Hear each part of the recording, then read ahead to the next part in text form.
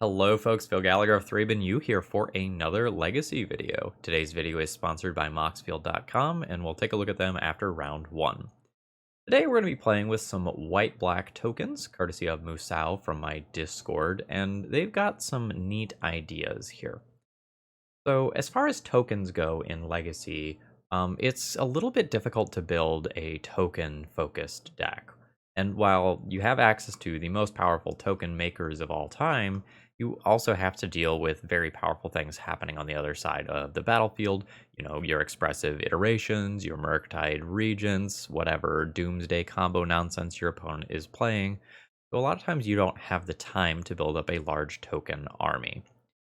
So we're going to see the token synergies that are at play here. The first is Rite of Oblivion, which as an additional cost to cast a spell, you sacrifice a non-land permanent, and you get to exile target non-land permanent. It also has flashback. So the idea here is similar to what you might have seen with Cabal Therapy in other deck lists, where you have a token maker that makes you more than one card, or more than one token, and you use one of them to get value in some other way. So let's say we cast a Lingering Souls, and we get 2 1/1 Spirit tokens. We can Rite of Oblivion to exile 2 non-land permanents with it over the course of a couple of turns for 6 total mana. The other thing that we're going to do is play Hidden Stockpile. At the beginning of your end step, if a permanent you controlled left the battlefield this turn, make a 1/1 Servo, or probably Servo, artifact creature token. There's my Latin pronunciation coming in. Okay, notable thing here. The way this is worded, this is at the beginning of your end step. So this is not both your turn and your opponent's turn. This is your turn. That's a mistake that I've made in the past. So the idea is, you know, we cast our Lingering Souls, we have a Hidden Stockpile, we use a Rite of Oblivion, we junk an opponent's thing, and we get a token right back, and we can kind of repeat this process. That's, air quotes, the plan. And some things like Intangible Virtue are going to support the tokens as a way to actually finish the game. We are also going to try to have some Vigilant Construct tokens off of Urza's Saga. Okay, so I'm going to be playing the games in the tournament practice room today, and that's because I think this deck list is going to need a decent amount of love. I don't think it's quite competitive the way that it is. Part of the reason being, like, Urza Saga as a colorless land here is really going to compete with these black-black and white-black cards in terms of casting cost, and we don't have anything like Ancient Tomb to just make an Urza Saga hand keepable on its own. The Chrome Mox helps, and it does mean that we can play Urza Saga on turn 1 some portion of the time, but I think this is going to be a deck that's torn in too many directions. So I'm going to play 2 rounds in the tournament practice room, and then I've actually got an alternative idea that I think I'm going to try out. But if I'm wrong and these matches are going well, my sort of like mid-match deck tech is going to be just adjusting this deck list for how I think it should actually be.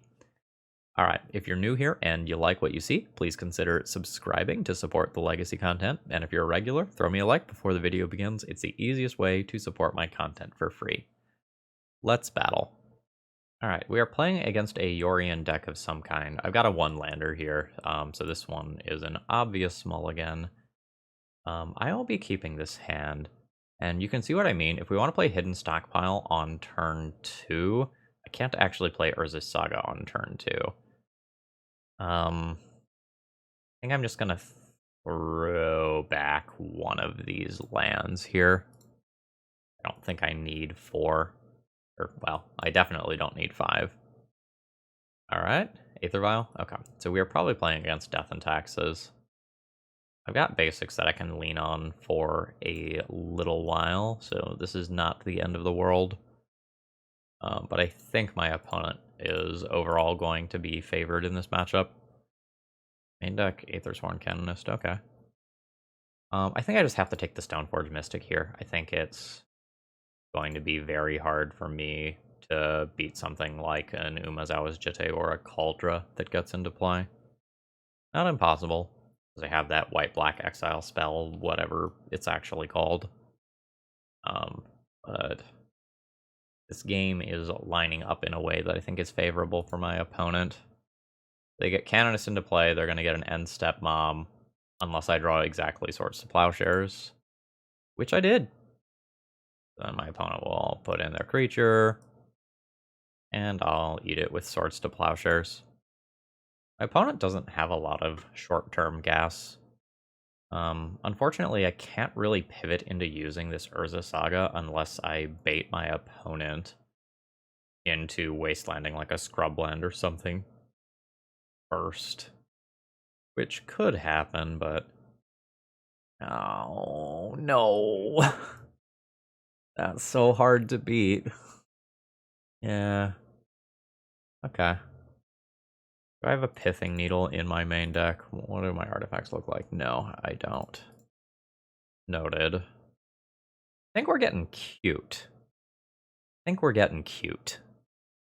want to play Marsh Flats and fetch. I'm gonna pick up another basic swamp. And now I trigger Revolt for Hidden Stockpile. And I get my 1/1. Now, if my opponent goes in and tries to attack with Canonist equipped with Jitte, I will just go ahead and sacrifice a token. I'll scry 1, and then my opponent doesn't get tokens. Alright, they are going for the equip. This is fine. I'll take my block. Go ahead and sacrifice a creature to scry 1.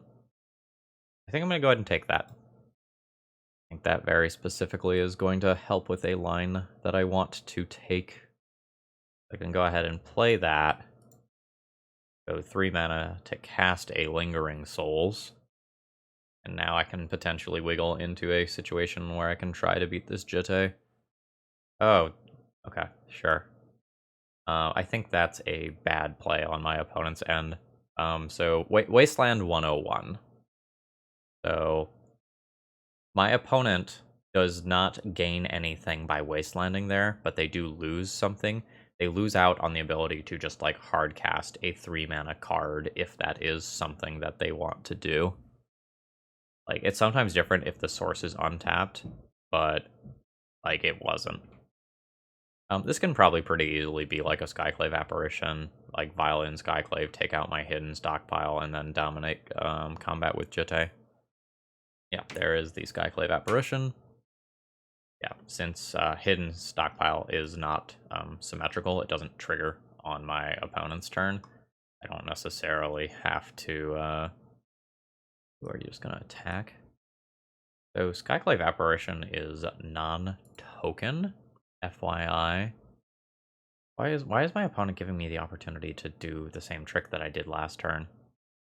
Also, do I just, like, take this exchange? I don't think I take the exchange.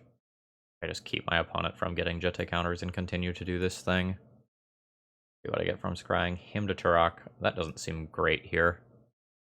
Yeah, so if my opponent had just removed this pre-combat, they absolutely would have gotten Jitte counters this turn. Yeah, that's fine.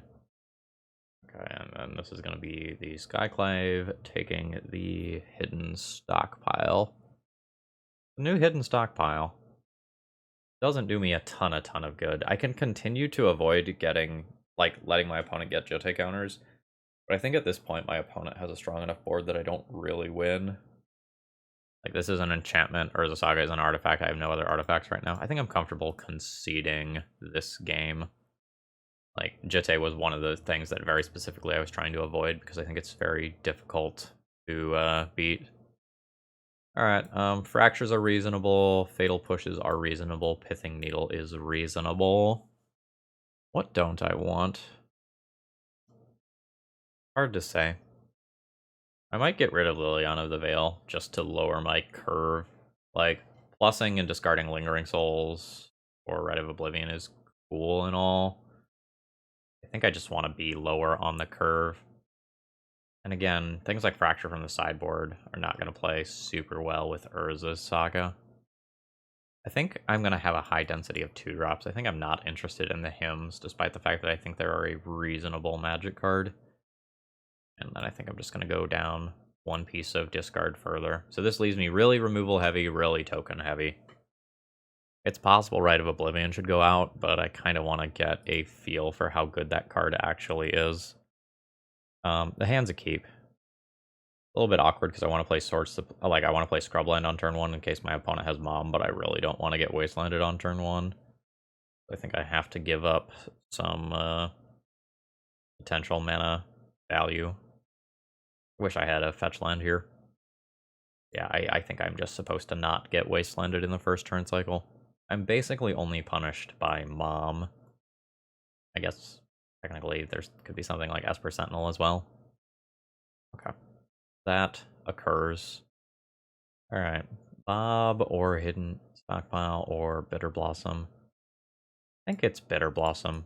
Bitter Blossom gets axed by Thalia in a way that all these other cards don't. Well, in a way that Bob doesn't. Hidden Stockpile wasn't really a true consideration for this turn cycle. I just don't think that card is objectively powerful enough to consider playing over Bob or Bitter Blossom. Alright, there's a Rishadan port from my opponent. I don't know if they realize, but it will actually be incredibly good here. Okay, yeah, that's fine. I will make my token. Fetch land's very good. Because Urza Saga is super awkward versus the Rishadan port right now. Am I interested in playing both Bob and Bitter Blossom? Kind of. It's also just like not a bad turn to play the Hidden Stockpile if I am ever going to play this card. Like next turn, I can have a Source of Plowshares up while also playing a Bob and an Urza Saga. And I do get a token for Hidden Stockpile. Fortunately, it looks like my opponent does have the Mother of Runes. I currently don't really care about that card because like I have colorless tokens and flying tokens that have evasion. But I very easily could care about it as soon as this turn if my opponent just like plays out something like a Flicker Wisp. Alright, an Aether Vial is not a problem. Yeah, we're just chilling. I guess I'm just going to always yield to Bitter Blossom. And my opponent will probably Rishadan port. A Scrubland is fine. Alright. A Thoughtseize. I'm probably going to play Thoughtseize and Bob in this turn cycle. I am fine with Thoughtseizing now. That's just the Jitte again, huh? And a Council's Judgment. Double Recruiter. Very hard for me to beat Jitte, as I established last game, but like double Recruiter of the Guard is a disgusting amount of value as well. I just have to take that Jitte. I'm not happy about it, but it's just so incredibly hard for me to beat that card. Let's send in for 2. Drops my opponent to 18, and then I can start working on this whole Urza Saga thing. Not particularly going to be good, but what it's going to let me do is Pithing Needle the Aether Vials.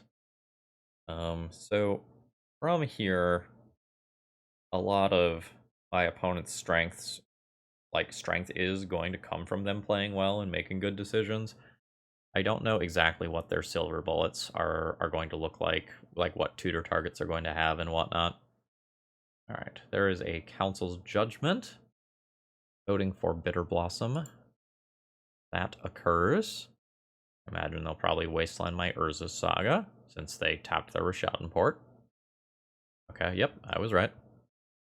And then we'll try to use Bob to really get back into this game. Wow, man, why did I reveal a fucking Swords to Plowshares? I had a trap. I had a trap planned and everything. Okay, my trap probably doesn't work anymore. I think I am going to go ahead and send all of these sideways. This may look a little weird, but I think it's probably fine. Oh no, are you really going to, like, walk into the most obvious trap since you literally saw... Wow. They just traded Mom for Bob. Unexpected. I think I'm just going to go ahead and play this out and just get 2 colorless tokens this turn rather than play out a new Bob. Hell yeah. Alright, so you can do your whole Recruiter of the Guard thing. I've taken out the Jitte already, so that takes away one of the scariest lines of, like, Stoneforge for 2, hit land drop, Jitte equip in one go. Aethersworn Canonist. Okay. I don't even need to source the plowshares this recruiter right now then. That's a very strange choice. I'm just going to assume that it's a bad choice. Like, there's so many more value-oriented plays or singularly powerful plays that deck has at, like, with to activate their vials. Alright, there is a hard cast on a recruiter, which has a lot of options. We'll see what my opponent does. I'm having a pretty difficult time reading their lines. It is a Skyclave Apparition. Alright, I'm playing this Plains that I just drew, and then I'm going to think about my turn for a second. I can probably just send these things in and be okay with casting some removal spells on my opponent's creatures. Like, I'm more or less okay with trading some bodies here. This is going to be the Skyclave. Skyclave will take out one of these hidden stockpiles. I'll go ahead and let that happen. Now I'm comfortable casting a Swords to Plowshares on that creature. Although, no, I messed up. I wasn't supposed to do that. Yeah, this is the reason I'm supposed to let them move to blocks. Alright, yeah, there's the Canonist. I lose out on a little bit here, but I don't really think it's an issue. In fact, I probably want to, like... No, because I would have liked to have cast the Bob in this turn cycle. Yes, this is fine. Go ahead and hit my opponent for 3. I can't cast this. And I technically should have scryed with the one that blocked Canonist, so that's on me. Hidden Stockpile will then replace one of those creatures. And I hold a Swords to Plowshares for, like, potentially, like, Yorion nonsense in the future. Or Flickerwisp nonsense, for that matter. But yeah, if I assumed that my opponent was going to be greedy, I should have let them put in the Canonist as well before going to blocks. Yeah, I lose very little for waiting there. Yeah, you can port me, that's fine. Another hidden stockpile.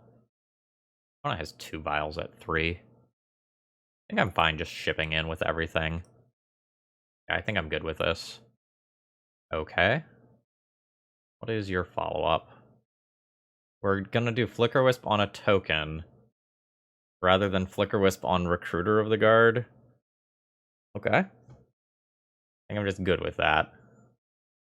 Yeah, I think I'm just good with all that. I'll go ahead and move to combat damage. I'm gonna just assume this is an error and hope I don't get punished by my opponent having a second Flickerwisp and I'm not holding up Swords to Plowshares. A Skyclave Apparition, sure, that's fine. I'm probably gonna go for using Swords to Plowshares on Skyclave Apparition at my opponent's end step. Risks drawing Flickerwisp specifically. I think I'd rather not let my opponent know that that's coming. I also think my opponent's misplaying by not gifting up the vials for Yorion. Yeah, this is the sort of scenario that I wanted to set up by not casting the Swords of Plowshares ahead of time. It's super dangerous to attack with a small creature when, like, a Skyclave Apparition gets involved like this. So, like, this is an absolutely savage blowout in my favor, unless my opponent drew exactly Flickerwisp or Recruiter of the Guard as their draw for turn. Because, like, this happens, I get a 2-2. The 2-2 is allowed to trade with Aethersworn Canonist. If I want to do that. I think I do want to do that. Although it's possible I'm wrong.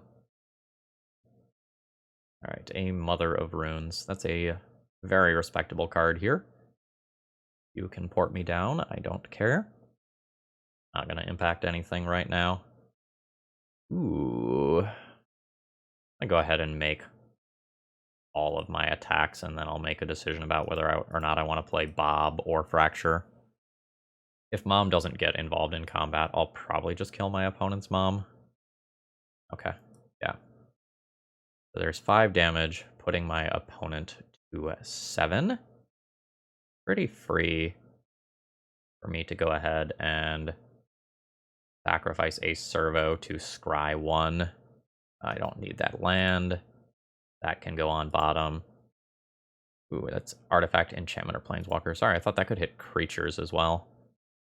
Shows you the last time that I have played Fracture in a competitive deck list, huh? Alright, so I've got a servo token.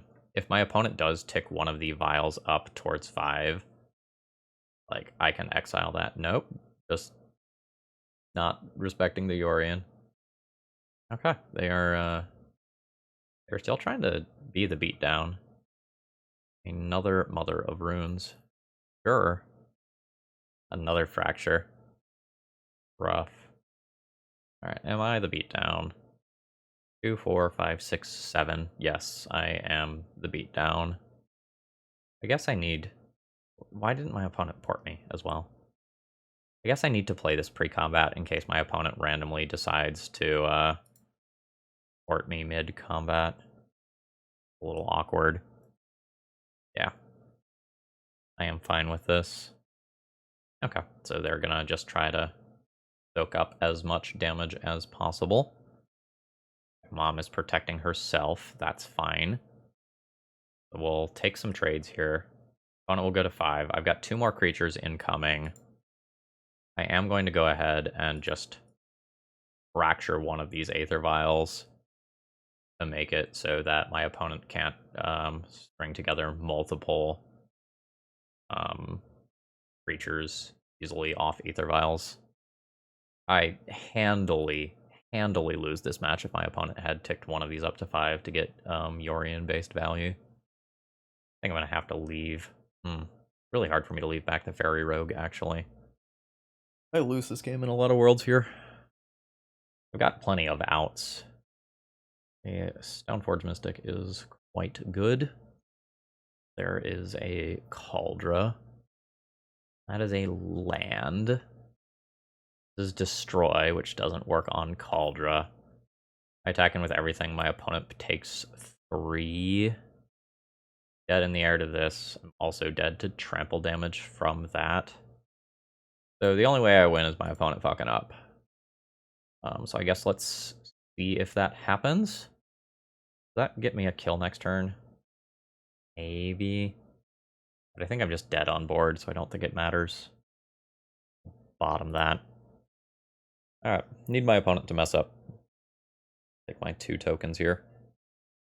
So I'm dead to Mom, activate on Flicker Wisp attack.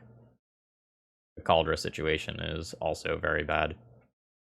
Alright. There is the Cauldra. I mean, this doesn't kill me. Why are you indestructible? If I block like that, I take 2 and go to 1. I have a chance at killing my opponent. Alright. Dead to a Flicker Wisp. Cool. Not immediately dead. Oh, I don't know. You were supposed to play that out. I'm going to get rid of this Aether Vial while my mana is not constrained. If I'd kept Intangible Virtue on top, I only would have gotten 2 damage across. Not sure exactly what I am hoping to draw. Yeah. Not that. I am dead on board multiple different ways here. So unfortunately, that's the game. I think my opponent played very poorly, but my deck was not objectively powerful enough to punish them. And I think this is a great example of like why Death and Taxes is a hard deck to play.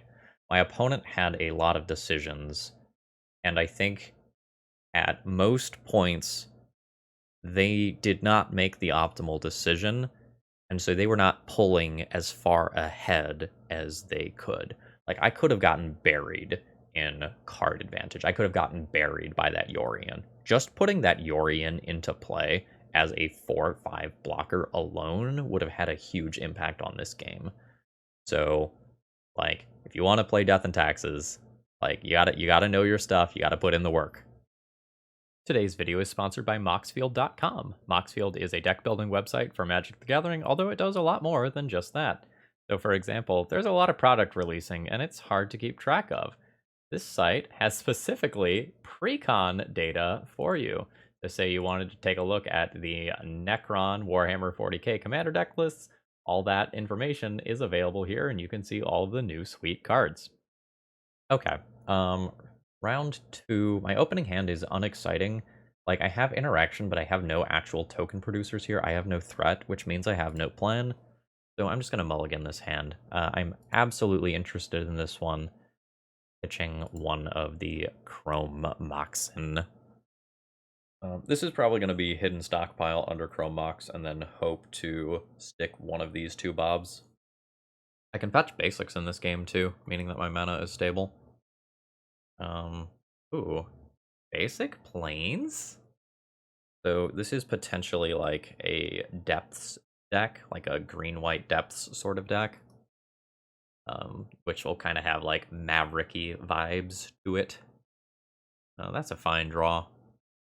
I think I'm going to start on basic swamp here. And then hidden stockpile will go under this. I'll play out the Bob. We could be looking at Swords to Plowshares, Prismatic Ending, even maybe something like Punishing Fire, getting rid of my Bob. But I'm kind of expecting my opponent to be like a Naya Minskin Boo deck. I would have thought lands if my opponent didn't specifically discard basic planes, which would be super unusual for a true lands deck to be running. Ooh, opponent taking all the damage there. Going to 12. Okay, sure. Gonna see like a Knight of the Reliquary type card. We're gonna see Prismatic Ending. What are we working with here? Okay, Savannah tracks with everything that I've been sort of speculating on so far. It is a Knight of Autumn.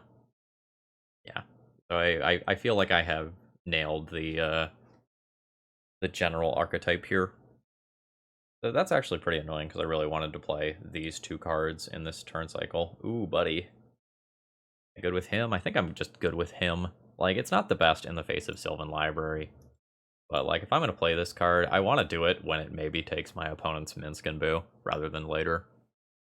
I'm fine grabbing another basic. Ooh, it is crop rotation. Yeah, so, like, a Naya Depths deck feels like my read was correct. It's unfortunate that my Bob can't really attack right now.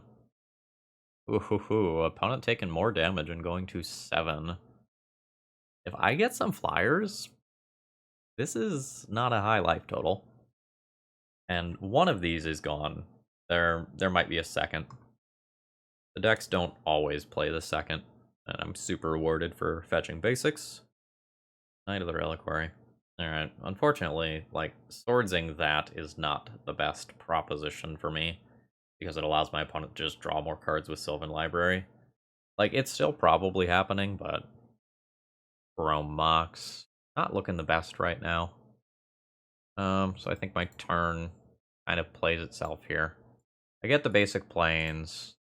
I swords the knight. I'm not willing to make this trade. I'm just going to try to bury my opponent in cards and find a way to win later. Unfortunately, like, my opponent has a Sylvan Library, which is allowing them to keep pace with my Bobs. I believe they've actually drawn more cards than I have. Alright, they are down to 8. There's stage. I'm one tutor away from just eating a Merit Lodge. There's the tutor. I need a removal spell of some kind for that Elvish Reclaimer, or that 2020 is going to beat me. Urza Saga is not strong here.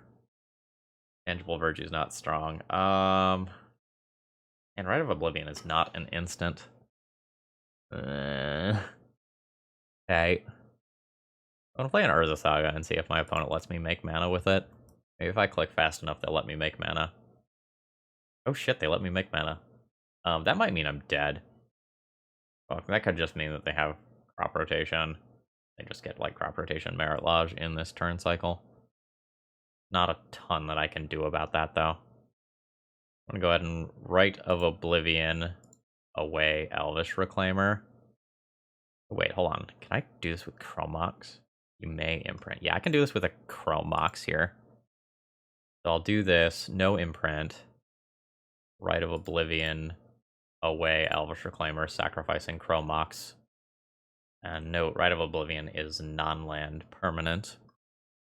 I can potentially flash that back next turn, but this is what I've got for now. Because I played around Wasteland earlier, I don't have immediate access to double spelling right now. I also think I am now willing to attack. Like, I'll make this trade, because I am worried about being dead. And, like, I have more power coming. Alright, please don't have crop rotation as one of those two cards.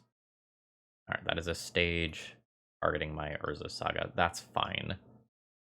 Alright, and they're gonna wasteland my Urza Saga. That's okay. I am hoping the game is over before this Urza Saga matters. I don't know, maybe I shouldn't even have played out the Urza Saga, though. Like, I thought the Urza Saga was just going to get wastelanded immediately. So, like, that's a thing. Dryad Arbor is actually pretty inconvenient here. Another Mox Diamond. Sure. Bob finds me new Urza Saga. I've got this that I can use to get rid of Sylvan Library. I kind of think I need to build for the future instead by taking this line. Unsure if I want to trade Bob for Dryad Arbor. I think I do, because I think my mana's spoken for the next couple of turns. Like, I think I'm just activating, like, Retrofitter Foundries, activating Urza Saga. So I don't think the extra cards from Bob oh, wait, no, I cannot, not yield through this turn. I need to make a token. I think my opponent's pretty favored here. I just think they have enough draws for a tutor that finds them the Dark Depths and just gets the kill. Ooh, that's a Boseiju on my Urza Saga. That's super inconvenient. I don't think I need white. At the same time, I'm about to play another Scrubland anyway, so this is probably fine. Now I very much regret throwing away Bob. Hidden Stockpile. That's mighty interesting. I guess I'm playing that. Make my land drop. Okay. I definitely just clicked on that servo token. Let's pay 1, sacrifice this token, create another token at my end step. If I had 1 more mana, I could also untap Retrofitter Foundry again. So the goal here is to create enough bodies that I can just swing for lethal in one go, or so that I won't just immediately be dead to my opponent creating a Merit Large token. Kind of the big thing here will be, like, how does my opponent treat this? Are they just going to use it as a tutor? Or are they going to just copy a different land and make more constructs with it later? They've got options. Okay, they are going to go for another construct. And then we'll see what they get. They have failed to find? Interesting. Oh, we have gotten a concession. That's kind of wild to me. I guess my opponent doesn't have Expedition Map. Do they really just have 2 Mox Diamonds? Or they don't have the land in hand to discard and they don't want to pull another out of their deck? Okay, I mean, I'll take it. Thought that was still going to be a little tough. Okay. What am I doing with my life here? Do I want to run Leyline of the Void? I don't know that I do. I think I'm kind of interested in this stuff. Fracture for Minsc and Boost specifically is kind of cool. And, like, my opponent did have a Sylvan Library that game, but I can't count on that every time. I think I'm going to go down on Rite of Oblivion. Like, maybe cutting all of them. I think just efficiently answering my opponent's cards matters quite a bit. And I think I'll just, like, cut 1 piece of discard, maybe. I don't know that I can afford to run Leyline of the Void. Hidden Stockpile only triggering on my turn instead of my opponent's turn is also a little rough, because I can't just, like, create an infinite stream of blockers for the Knights and Friends. Alright, so this is an auto mulligan. No mana sources, no need to think about it. This is not a good hand. It has one land, which is a problem in the first place. I don't have both my colors. Probably better to go to 5 than to keep this.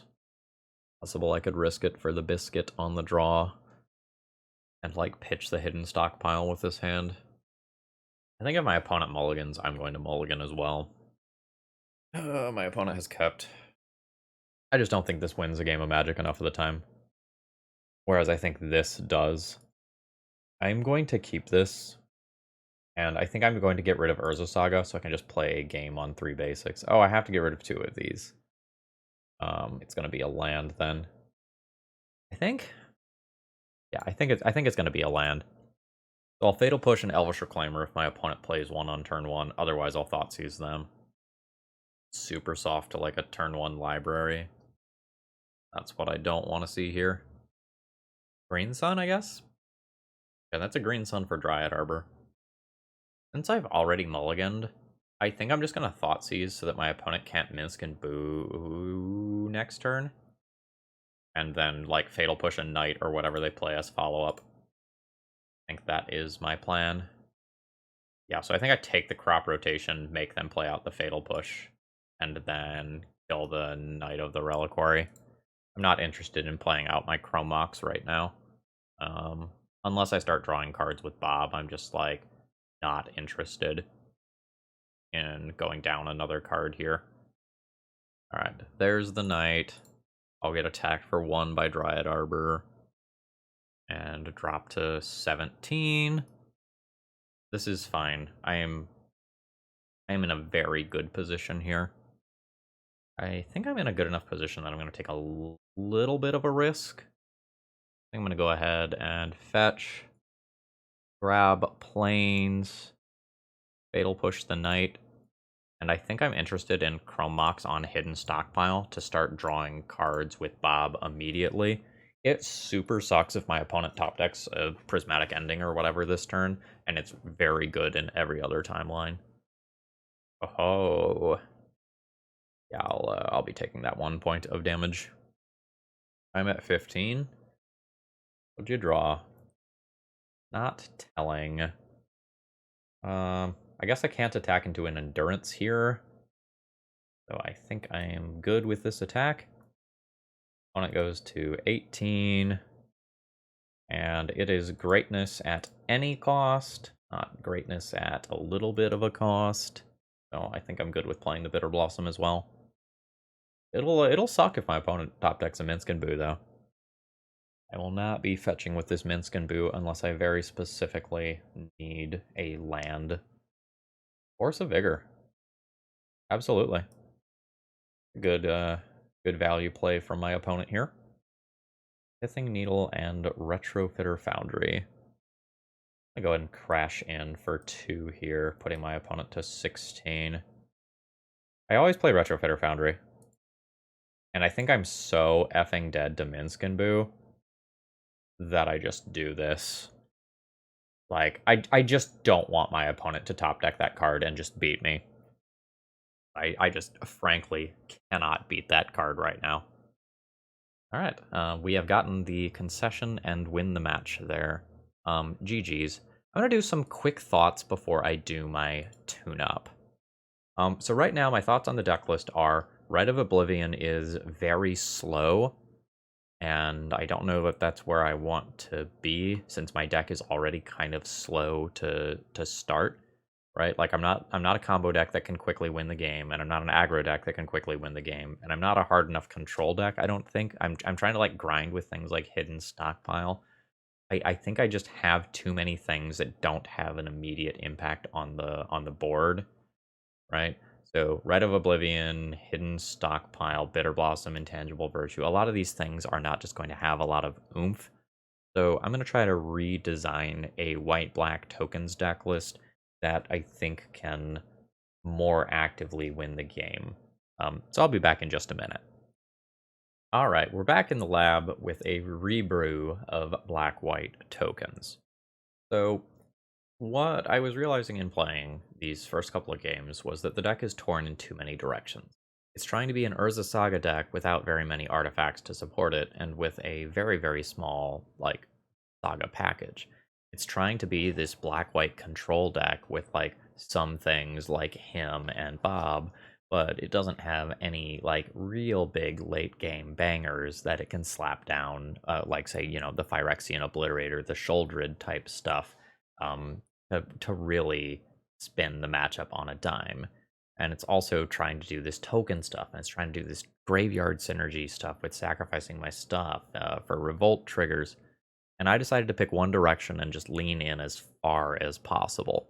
And I picked the token direction. So we're going to lean into effects like Intangible Virtue, and we're actually going to try to create a larger number of tokens rather than just like keep tokens and recycle them via the revolt triggers. So I have added Spectral Procession to the deck list, which for 3 mana, and I've had to remove all of our colorless sources to make this card work. For 3 mana, I can go and get 3 1/1 white spirit creature tokens with flying. And that should be pretty strong and a very good enabler. And we are also going to play Battle Screech. So I can create 2 1/1 white bird creature tokens with flying, and I can flashback, tap 3 untapped white creatures I control to make 2 more. So the general thing that I'm going to try to do is flood the board with tokens.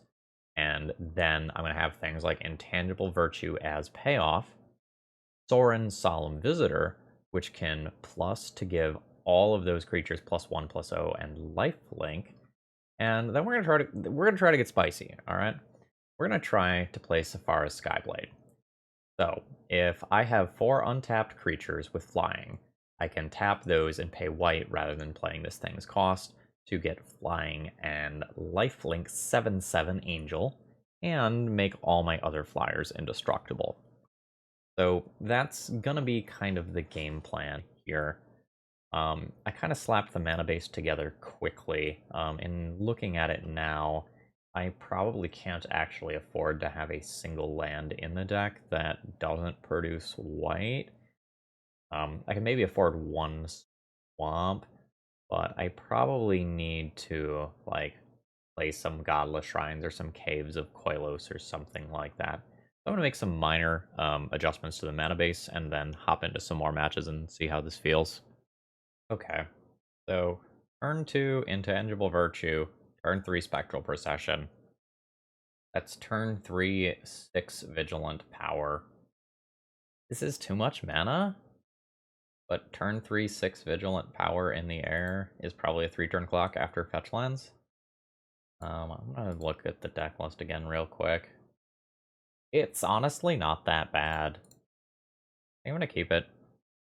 And I think since I have so many lands, I'm fine with being wastelanded, so I'm just going to lead on Concealed Courtyard. These are like the Scars of Meriden fast lands, by the way. This is just like one of the newer ones in the cycle. Okay, so opponent is also up to some nonsense. Oh, hell yeah.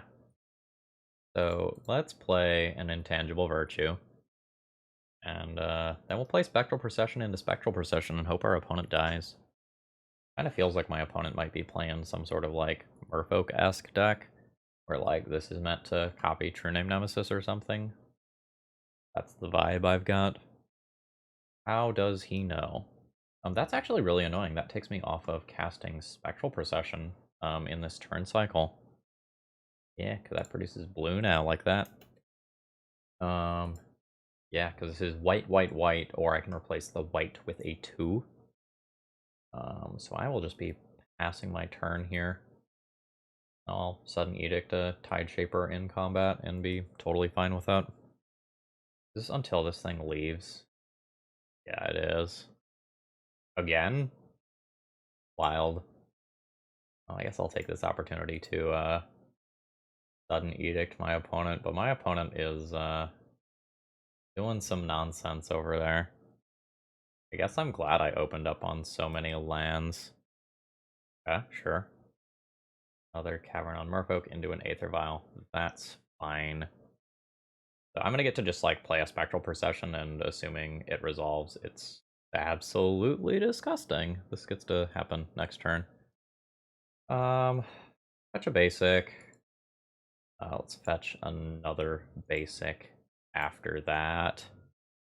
I forgot to swap my planes art. Oh well. There's 3, and we get to play this around days. Nice. That is a lot of vigilant power against a deck that is probably not going to have any flyers. Yeah, next turn is absolutely disgusting. Like, if opponent slaps down a true name, I don't care, right? I guess I could care if they have, like, um, a combo finish. Like the Paradigm Shift, Thassa's Oracle combo. I would care about that. Oh my god. 1, 2, 3, 4, 5. I even get cute with this? I don't know that I even get cute with this after that draw. I think I just, yeah, I think I just make a whole bunch of tokens here. So let's attack my opponent for 6 unblockable damage, dropping them to 14. Play Lingering Souls. I don't think I show this. I do not believe it is correct to show that card. And this card will also be worse against some of the random Merfolk Trickster type stuff. So the back half of Lingering Souls doesn't play around days specifically, but otherwise should be fine. Okay, that's the Lord. Yeah, that's fine. So my opponent could have countered the back half of that Lingering Souls and chose not to. Which is kind of weird because they're dead on board. I guess they could play like 3 Lords and maybe I die. Not a world that can happen. Alright. There's a Lord. Oh shit, there's Paradigm Shift. Oh, yeah, they had Paradigm Shift Thassa's Oracle. Okay. I mean, what do you want me to do there? That's super frustrating. Like, this was very powerful. I don't think I really changed my general strategy very much. Like, I could play like a Kaya to help out with Aether Vials or something. It feels like I'm just gonna race my opponent most of the time if my spells actually resolve. I think 2 Thoughtseizes can come out for 2 Inquisitions. Maybe I play a couple of Sudden Edicts. I don't think I'm super excited about Plague Engineer. It's like, okay. The other modes of Collective Brutality aren't awesome here and are gonna miss a bunch, so I think I'm just gonna make that substitution and honestly call it good. Gives me 8 removal spells. This is the same hand as last time, basically. I am fine keeping this. I don't really want to get wastelanded on turn 1 here. I'll just lead on basic planes. I've got Intangible Virtue to Spectral Procession into Sorin. Again, not overly worried about a fair start. An unfair start off that Aether Vial can be pretty gross, so. Like, Aether Vial plus a Wasteland or equivalent this turn into some follow-up nonsense could be a little rough. Alright, let me mute that. Okay, drew a Scrubland. I have a Plains, so this enters untapped. I'm going to just attempt to play on curve here and probably not play around days. I am just looking to get my opponent dead. If I get a single Sorin plus off, I don't really think that my opponent can beat me with damage before I kill them. Yeah, Silvergill Adept is fine.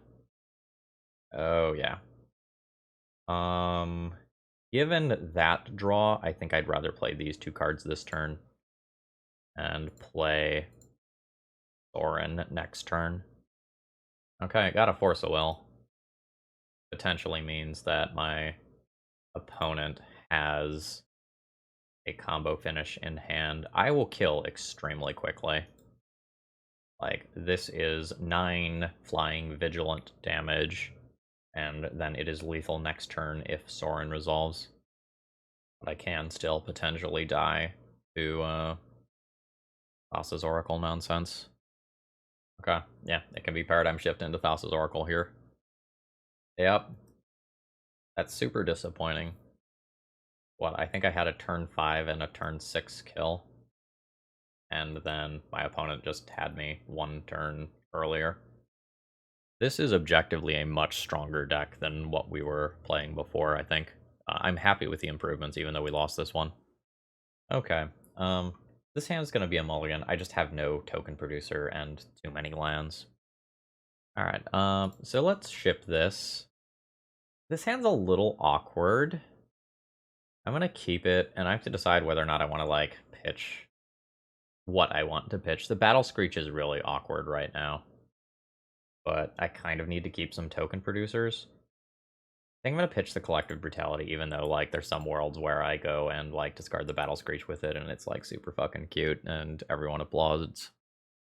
It's also possible I'm supposed to just pitch the Sudden Edict there and not hedge against a creature deck, but, you know, most decks have creatures.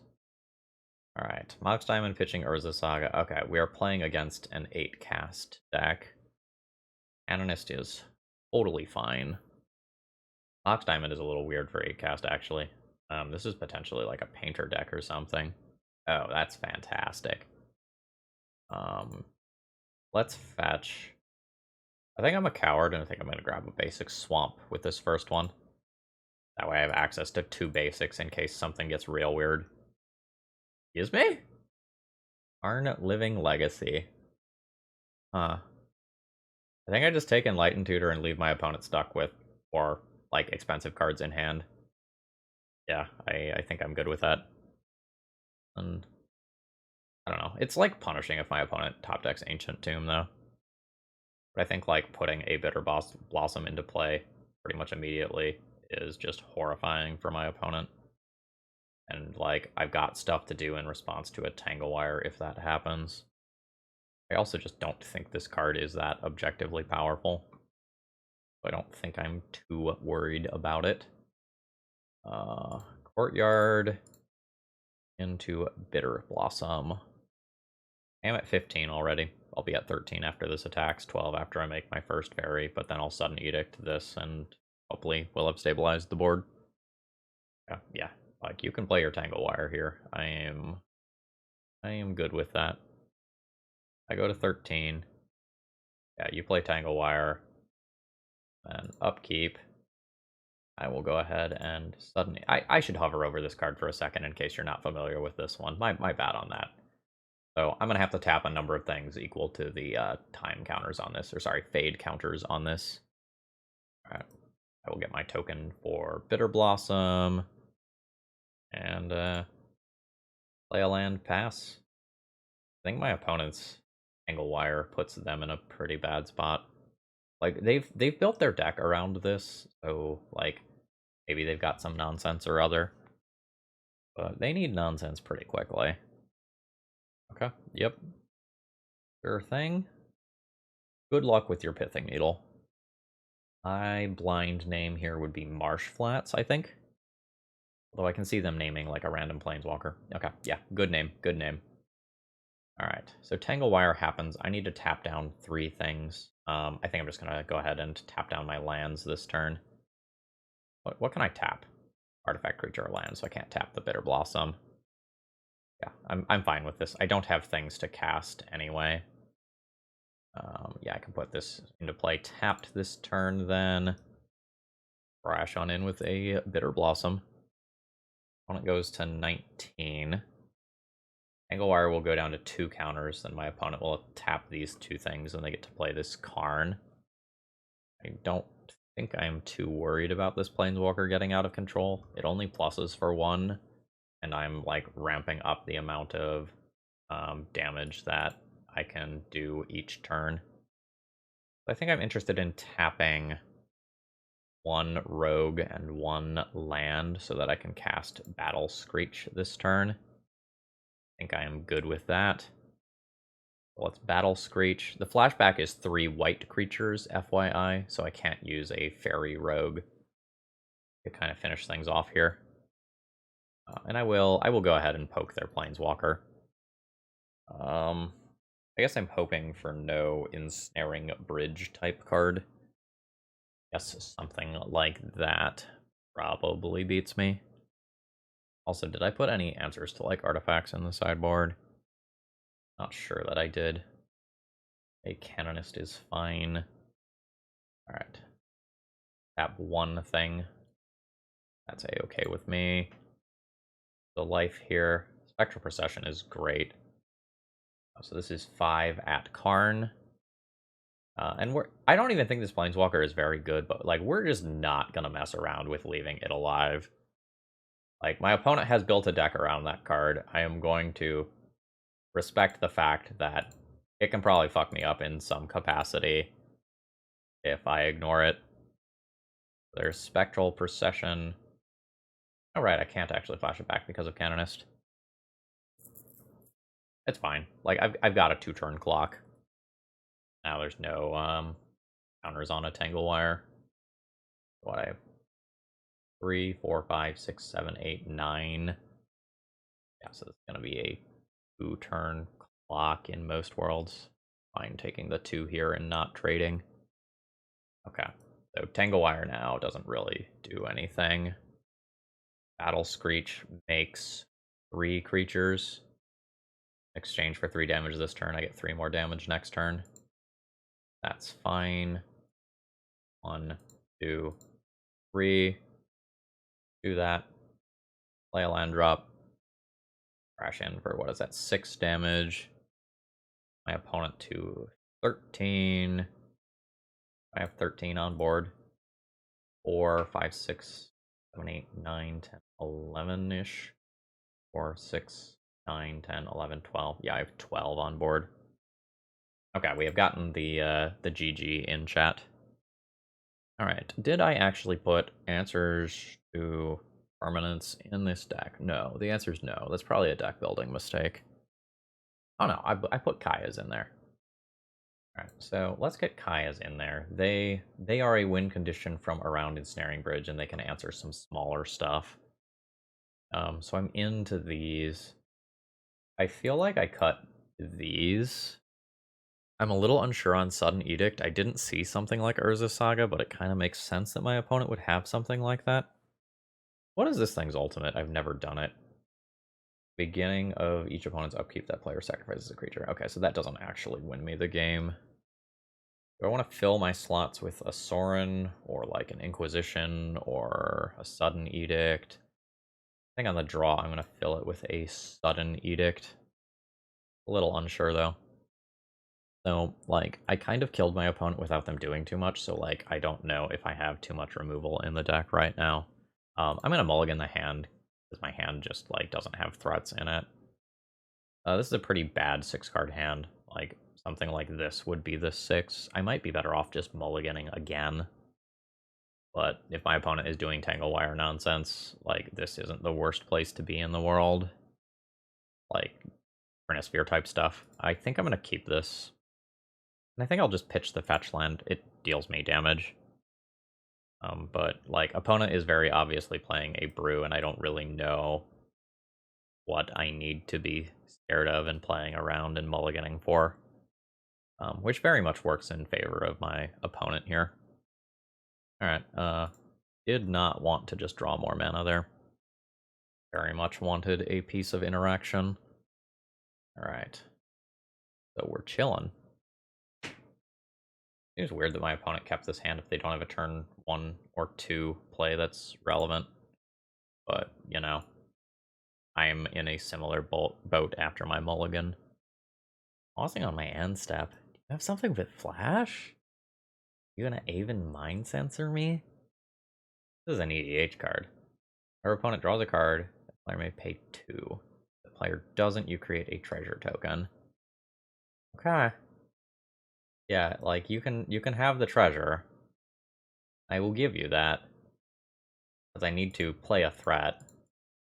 I'll potentially pay next turn.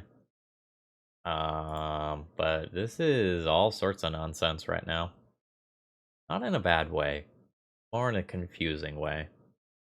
Like, mana doesn't feel like it's going to be the bottleneck for my opponent's deck. I don't know, I guess it's good with the, Angle Wire sort of stuff, right? I don't know, it's a tough ask to play a 4-mana do-nothing card in Legacy, like Smothering Tide. Yeah, so they're trying to break parity on Tangle Wire. What's the follow-up? Okay. So the goal is to ultimate this Karn and then deal me damage by tapping a whole bunch of stuff. Okay, I mean, understood. I'll tap my lands. They're not doing me a lot of good right now. You get your treasure. But, like, my opponent's out of cards. So I don't know how profitable what they're doing right now is. I think I want my Source of Plowshares and Sudden Edicts out. If I'm dying this game, I don't think I concede until my opponent literally kills me, because I want more time to see if my opponent is playing something like Urza Saga, or if this is just like full-on crazy person stacks. Like, I need to know if there's chalices in here, I need to know if there's Trinispheres, Urza Sagas, Ensnaring Bridges. I need more information. Like, there might be other Karns in here as well. Just short of being able to, like, battle Screech. Well, I guess I could go 1, 2, 1, land, battle Screech, and not flash it back immediately. Let's assume that's okay. I have drawn a lot of land. No, like, you can have your treasure. I am more about trying to go wide here. And then next turn I can, like, flash back a Lingering Souls, play a Battle Screech, and hopefully just be good. I guess my opponent can activate this middle ability for a decently large number and attempt to look for some sort of Ensnaring Bridge type card. I think small error. I think my opponent's supposed to tap the treasure token for Tangle Wire rather than the Power Stone thingy, but I don't know their list. All right, so we're seeing some movement on the Karn end. I think that was like 6. Okay, there's a Mox Diamond, artifact land. Okay. Okay, there is Ensnaring Bridge. Not unexpected. I'm very bad at beating that card, though, as I've already established. Alright. I'll pay for the Treasurer, because, like, now I know that's a thing that I have to do. I can cast a Lingering Souls, and cast the Battle Screech. Yeah, and then, like, having these cards in my deck list right now is a huge detriment. So I kind of have vibes for how I need to sideboard now. Alright, so opponent's gonna go looking again. So they can go looking pretty deep for, like, another Ensnaring Bridge as additional protection here. I guess I'm mostly hoping that they mess up and leave themselves with a card in hand. Like, in the worlds where that happens, I get one attack in, one attack gets rid of Karn, and I'm probably fine. Oh, we're getting some treasures on something. Okay, what on earth do you do? Creature and planeswalker spells have affinity for artifacts. Okay. X damage to each opponent, where X is the number of artifacts you control, you gain X life. Okay. Alright. So that's the alternate win condition here. So my opponent will plus that twice. Okay. Yeah, then that probably kills me next turn. Yeah, these cards were just dead. I just need to get more disruption in for those. Okay. I understand the deck building now. Man, I did not catch a break when it came to draws this game. I'll go ahead and concede here. I now don't think Urza's Saga is in play. Or, sorry, in my opponent's deck. So I am going to take out all the Source of Plowshares, all the Sudden Edicts, and then I'll fill in the deck with whatever I can. So more disruption is good. Deafening Silence is okay at, like, stopping Ensnaring Bridge type stuff from happening, but can make some of my Lingering Souls Battle Screech lines awkward. I know my opponent has Caracas, which makes this awkward. Does the Deafening Silence hurt my opponent more than me? Probably. Probably is the answer. And I'll play one of these as an additional finisher. Yeah, I probably should have put some sort of, like, Serenity type effect into this deck. This has too much mana. High is really good, and is a way to win through Ensnaring Bridge. But I think I would rather mulligan. This hand has the right sort of stuff, but not enough mana. I would rather go 5 than keep this one. I'm probably going to have to keep the 5 more or less no matter what, even if it's mostly mana. Let's ship this. Go to 4? Okay. This is like the first hand, but objectively worse. So 2, 3 cards go back. Absolutely savage. I haven't seen any, like, basic land or non-basic land hate yet, so I'm comfortable just getting the fetch out of my hand. Alright, so my opponent has a turn 2 Ensnaring Bridge or Tangle Wire. I probably have to take the Tangle Wire and get Kaya into play. Alright. I need 1 land and 2 draw steps. That is not a lot to ask. Alright. There's the seat. There's a Lingering Souls, which I don't really care very much about. Like, I am very much planning on trying to win this game with Kaya. One of the issues is, though, that, like, neither me nor my opponent are super good at actually putting cards into the graveyard. It's not like this is a cantrip mirror or anything. Alright, opponent is building up their artifact count. I need a land drop. That's not a land drop. So I think I just get a non-game here. Like, I mulled to 4 and then missed on my land drops, so I think I'm likely to concede this one pretty quickly. Like, it's not like my opponent's deck is going to kill me very quickly, but if they are sitting there accruing permanents while I can't do anything, just not realistic that I actually win. Yeah, I don't think this card is very good, but here we are. Yeah, like, I'll pay for it because I am unable to cast any spells. This is a frustrating way to go down. I think for my own benefit here, I'm going to concede this game and use that time to play one more match. GG's. Alright, final round. I think I'm going to be a crazy person and keep this hand. Like, this hand is immune to Wasteland effects. It produces just so many creatures. And most draws make the hand better. Like, a black mana source makes the hand better. Any of my other early plays makes his hand better. I'm hoping to play against a fair deck in making that decision, but I think this hand is not as bad as it potentially looks, given how many possible draws make it better. Maybe I'm wrong, though. It's not great if we're playing against a combo opponent. If I see this card, I just want to cast it. Yeah, Duress is fine. But Duress probably means that I'm playing against, like, Doomsday. In which case I'm not playing against the fair deck that I was hoping to be playing against. I could potentially spike some discard and be okay, but I'm unlikely to... Yeah, I'm very unlikely to win a game versus Doomsday with this deck. Alright. So there's worlds where my opponent does not have initial mana sources for Doomsday, and, like, they pass the turn a couple of times, and things aren't all that bad for me. But if all they're waiting is to get to triple black, it's not going to take long.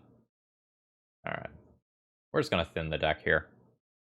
I do not want to be drawing all these extra mana sources. I guess I play this one now, while I still can. And I'm going to play Spectral Procession over Lingering Souls here, specifically because of Hardcast Force of Negation. I don't want to lose the backside of Lingering Souls. Alright, yeah, Consider's fine. So next turn, I do just have play Lingering Souls, cast Sephara, and then it becomes harder for my opponent to just cast a Doomsday and, like, pass the turn. But they are going to now win on their following turn. Like, they're just going to cast a Doomsday right here. And I will be dead on their turn. They're going to be at 9, so even top decking an Anthem isn't really good enough here. Alright, so my opponent said, ugh, new to the deck, punted. So they may have messed up their Doomsday pile a little bit. So I always play a land. If I play Sephara, I have lethal next turn. I've got 3 or 5 damage next turn for a total of 8.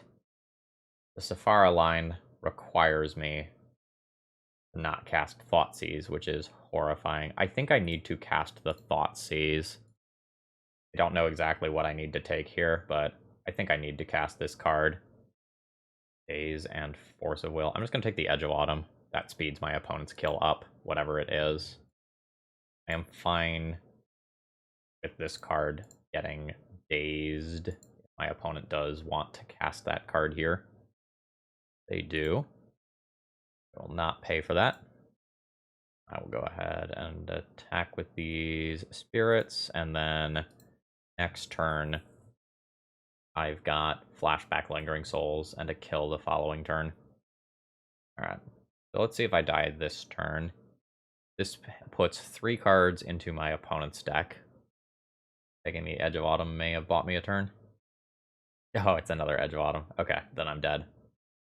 And a Street Wraith, sure. Okay, yeah, that's fine. So, opponent said in chat that they could have won last turn, but they forgot the LED. Okay. I'm not super great at this matchup, I'm not gonna lie to you. It's like, my Sudden Edicts and Swords to Plowshares aren't great, so that's gonna get me some amount of this stuff, and then I'll kind of need to fill the last decklist slot with like a Kaya or a Sorin or something. I can technically remove like some artifact mana that's played out, but Kaya is not super threatening. I think I'd rather play Sorin. Now, there's one caveat here. My opponent could have Sheoldred as a sideboard juke, in which case I want to leave a couple of removal spells in. I think I'll leave in a Swords to Plowshares. I think my plan against Sheoldred is kill my opponent by attacking for more in the air. Alright, what am I working with here? Turn 1, nothing. Turn 2, Collective Brutality, discarding a Battle Screech to duress my opponent. That's fine. Not like the Thoughtseize, Deafening Silence, IOK opening that I want, but hopefully it's good enough. Don't think that I'm super good at this matchup, just generally speaking. Oh, they're going now. Sure. I'm just going to go ahead and fetch just so I can F6 and let them think. Alright, looks like my opponent has made their pile. They're going to be at 10 life, so it's hard for like my Collective Brutality to matter. Oh shit, am I dead now? Ooh. Brainstorm into some number of Street Wraiths, and then you can go Petal Petal Oracle. Okay. An LED pile instead. Okay, there's Edge of Autumn to get another card deeper. Now you can crack LED. Okay, it's Consider. Consider puts 1 card in library now. 0 cards. Thassa's Oracle. Using every bit of the Buffalo. No permanents in play. No cards in hand. GG's. Alright. This deck list felt better to me in that first round I played with it, where we kind of did the thing. I think this has more raw objective power. It may be that like it's still being too cute with the Sephara Skyblade, but this feels like it's on the right track to improving. It feels like it might have a little bit too much land, but like I've got 4 drops in my deck that I want to cast, so like 22 or 23 is probably about right by Legacy standards, and especially if I want to pretend that I can hardcast this card in some worlds, like having a few too many lands is fine.